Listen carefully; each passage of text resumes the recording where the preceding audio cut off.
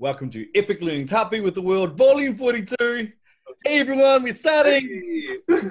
Taking 4 goes for this video to start, so yes, we're up and running. Every week we get together and we share our win for the week and our big learn for the week. So this week, Scott, what's your win? Oh, I'm being picked on first. All right. So I'm working on interactions, redoing our interactions. So just for like showpieces or making them better. And I'm going back to some of my old interactions that I made that were good at the time, but now that I've learned more stuff with like variables and triggers and all that kind of stuff, I'm looking back at it, I'm going, oh man, I did it really, really bad last time. Like I can lose 4 of those triggers if I do it this way or something like that. So I'm actually redoing the work is making it better, and it's simplifying it as well, which is making it better for editing later on as well. So yeah, it's I guess as you learn more tools, you can create it more efficiently and easier. Yeah. And can you explain to everyone what an interaction is, Scott? So an interaction is being able to have something that's clickable or user. Yeah, in an e-learning. In an e-learning, yeah. So yeah, like we've got an iPhone interaction where the messages go up and stuff like that. So it's really cool to be able to redo them and make them better and rebrand them, I guess, for Epic as well. So as templates, which is going to be handy.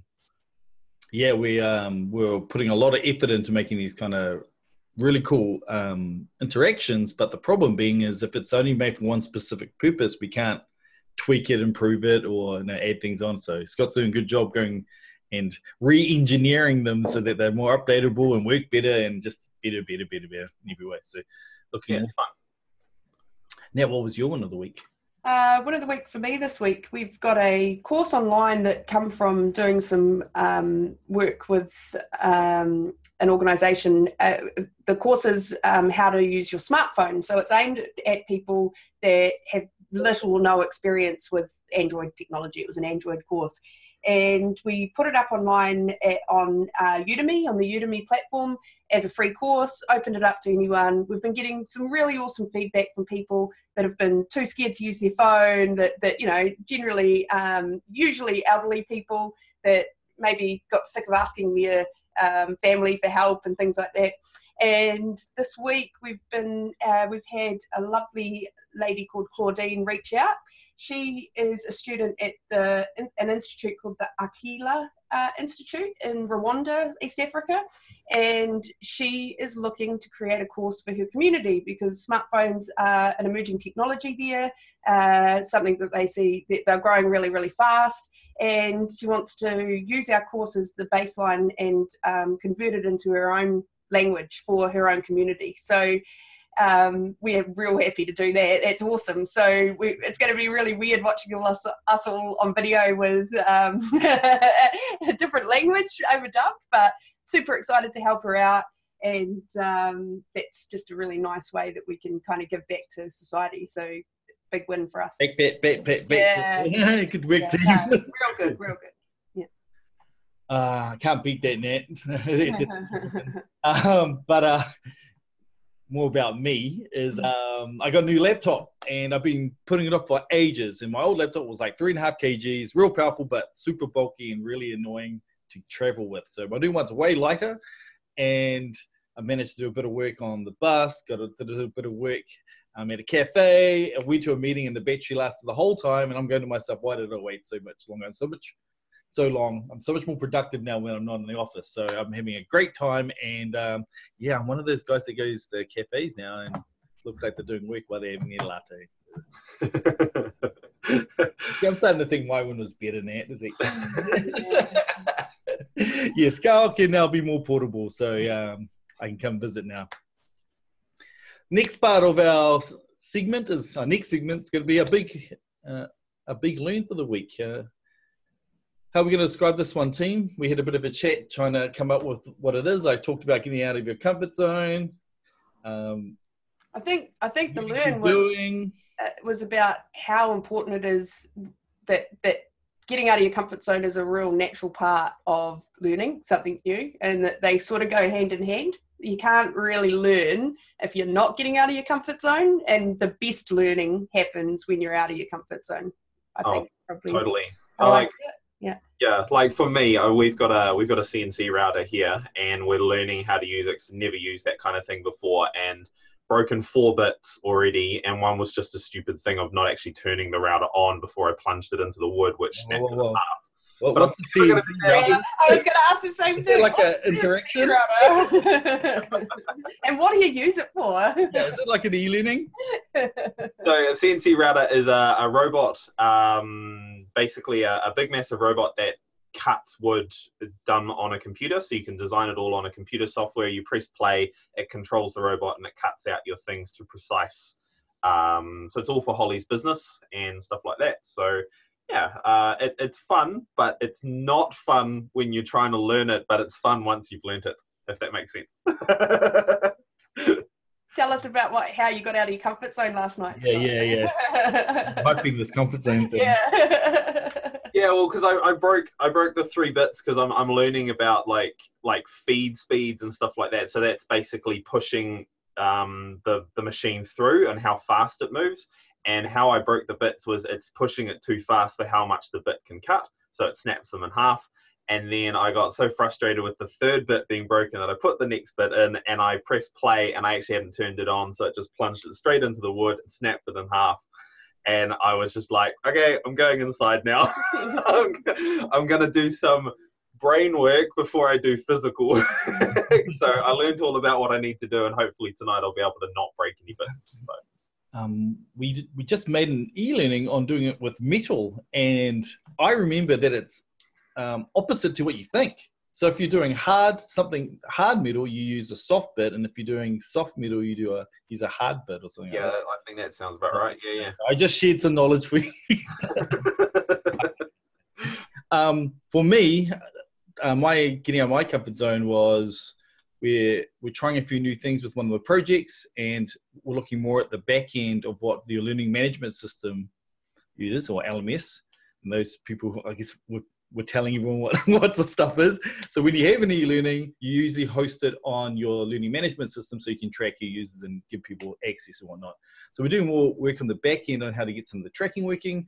So I'm more of a put the cool stuff in instead of making the platform. So I've been playing in that space and doing some research and some really cool things. And I guess we had a meeting the other day and we're asking questions about it. And for the first time in ages, when it comes to this kind of e-learning stuff, I didn't have any answers whatsoever. And I was going, cool thing is I've got a few people that have been working on it. So I was actually thinking people's names to find the answers, and instead of me just being able to go through, I already know that answer, and suggesting something. So it's been pretty cool trying to find learning a new field, and hopefully it will help us when we're developing our stuff to look at it from a different perspective.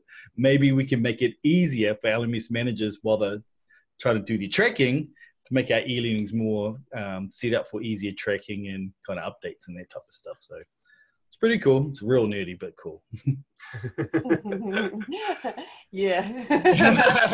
Because those two words often go in the same sentence. Really? Yeah. Oh, yeah. Give me a couple of weeks, guys. I'll come back and I'll make it my win. So Nat, you're talking about your comfort zone, or? Yeah, it was a good question. It was, when was the last time I got out of my comfort zone, and had to think a wee bit about it. But I've been, as I've sort of talked about before, I've been learning Spanish for a few years now, and I'm getting sort of half decent. I can read and write Spanish really well, and I've met up with a girl who is living in Christchurch and needs to improve her English. So we've been meeting, having half an hour in Spanish, half an hour in English, and working on our projects and things like that. And the first time I met her, I was really nervous, and I really got stuck, and I was almost too shy to take the opportunity to have a conversation. And she was really great, and actually kind of told me to pull my head in a little bit. And when I finished that day, when I finished that meeting with her, I was like, I've just had a conversation for half an hour in a second language, which is like an awesome win. But if I hadn't have taken that opportunity and hadn't just sort of got over the fear of not doing it well, or I don't know what, the fear of failure, I wouldn't have been able to see how far I've come. So and it really comes, that comfort zone thing can sometimes be a really sort of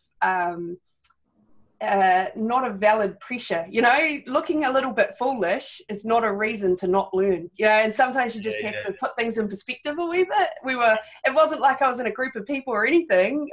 I was in a place where it could have been safe to fail, yet I still felt uncomfortable. And I think it stops so many people. You know, we do this for a living. How many times have you seen someone in a workshop not share an answer or not share their opinion because they're a bit embarrassed about looking foolish, or, you know, it's like, it's a good reminder that even when you're used to pushing yourself all the time, that you have to still kind of just check yourself and, hey, it's okay. Fail fast. It's worth it. Yeah. It's that fight or flight instinct, right? You feel threatened, so your brain goes freak out, like run away or whatever. And if you've ever been in an exam and had that, it's the worst place ever, you know, where you sit down and you've done all the study and work, and then all of a sudden there's a blank page in front of you and your brain is empty. And I guess you look at it like how much do you really want this, and how much you're going to push towards getting to that goal. I think is a big thing for me, especially like where you want to go and what it needs to do to get there. Because I know you guys have taught me that with how my e-learning's like learning how to do something is doing those little steps towards that goal. Yeah, it's a really good point. It's a really good point, that how much do you really want this? Because I think sometimes it's easy to just cop out. It's easy to just make an excuse and go, oh, too hard, or oh, I don't want to look like a dick, or whatever, you know. And it's like, the quick way to fix it, though, is if you're freaked out, is because your brain switched into emotional protection mode. So you need to re-engage your rational mind. So all you need to do is count from 5 backwards, and it forces your brain to use its logical side of things. And then once that kicks back in, you can go, why am I freaking out? This person wants to help me learn. Or why am I freaking out? I can just go and read some more and get better at this and come back and give it another go. It's turning off that emotional overdrive you're going through, so then you can start going, I've got these goals and I want to hit this point and hit this point and this point. Okay, this is all part of learning, but you got to actually turn off the freak out. It's a good point. Feedback's another one with that. So feedback's a great way. Getting feedback from people is a great way to learn, a great way to improve your skills, but sometimes the first reaction is defensiveness, you know. So you're getting a piece of feedback and all of a sudden the walls come up, you feel it. It's like, actually, I need to stop, I need to listen, and I need to process this before I react. And totally. Not always the easiest thing to do. No. We people that give each other feedback all the time, we're not great at it. Our lovely feedback loops are awesome. But how much better does our work become when we actually open ourselves up to that? Totally, yeah, big time. Okay, guys, must be one of our longer episodes. But thanks for watching. As usual, contact us if you want to jump on and share how you got out of your comfort zone and your win. From us, everyone, goodbye. See you next week. Bye-bye. See you later.